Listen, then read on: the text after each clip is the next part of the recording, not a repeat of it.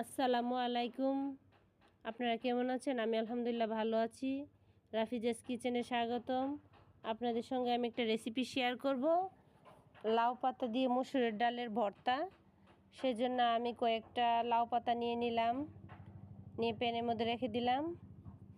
তারপর মসুরের ডাল দিয়ে দিলাম 1 কাপের মতো, রসুন কোয়া দিয়ে দিলাম কয়েকটা, পেঁয়াজ, কাঁচামরিচ, লবণ, হলুদ, সরিষার তেল অল্প একটু দিয়ে দিলাম, দিয়ে প্যানটাকে ঢেকে দিলাম। 3 থেকে 4 মিনিট পর ঢাকনাটা উঠিয়ে আবার উল্টিয়ে পাল্টিয়ে দিলাম, যাতে ডালটা সিদ্ধ হয়ে যায় ভালো করে। তারপর আবার ঢাকনা দিয়ে ঢেকে দিলাম। ঢাকনা উঠিয়ে আবার নাড়াচাড়া করে নিলাম, যাতে মশলা, লাউ পাতা, ডাল এগুলো একটু মিক্স হয়ে যায়।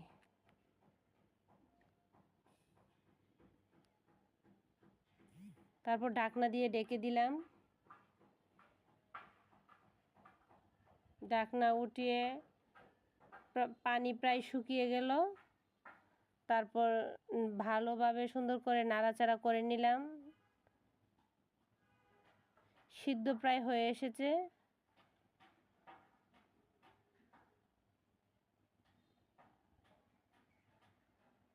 তারপর উঠিয়ে নিলাম ডালগুলো।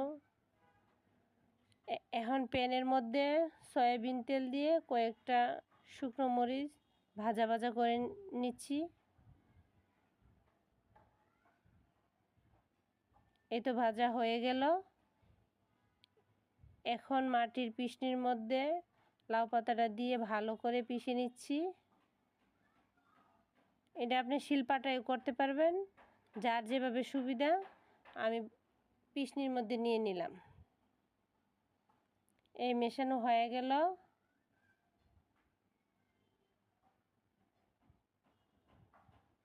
এখন মসুরের ডালগুলো দিয়ে দিলাম, দিয়ে মরিচগুলোকে আলাদা করে নিলাম। রসুন, মরিচ এগুলো আলাদা করে নিয়ে পিষনি দিয়ে ভালো করে পিষে নিচ্ছি।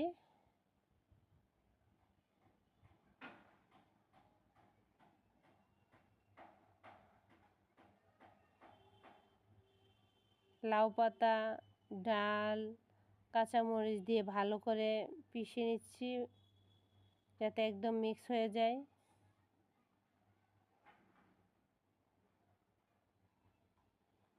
এক সাইড করে রেখে পেঁয়াজ, শুকনো মরিচ, লবণ দিয়ে, ধনিয়া পাতা দিয়ে হাত দিয়ে কষলিয়ে নিলাম।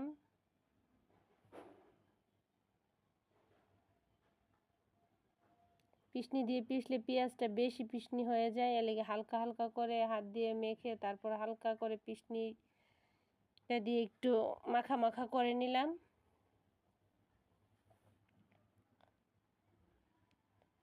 এখন হাত দিয়ে আবার ভালো করে মেখে ডাল, লাউ পাতা ভর্তাটাকে ভালো করে মিশিয়ে নিচ্ছি শুকনো মরিচের সাথে।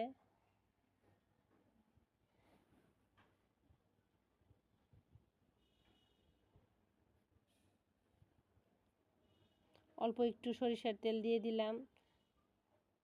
সরিষার তেলের ঝাঁঝে ভর্তার টেস্ট বাড়ে।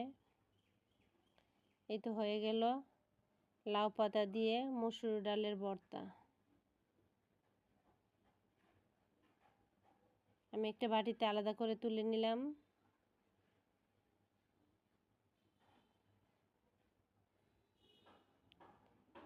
নিয়ে অল্প একটা ভাত দিয়ে অল্প একটু লবণ দিয়ে হাত দিয়ে ভালো করে মেখে একটু লেবু রস দিয়ে, লাউ পাতার ডালের ভর্তার টেস্ট বাড়ে লেবু দিয়ে চিপা দিয়ে খেলে। সবাই ভালো থাকবেন, সুস্থ থাকবেন। আল্লাহ হাফেজ। আসসালামু আলাইকুম।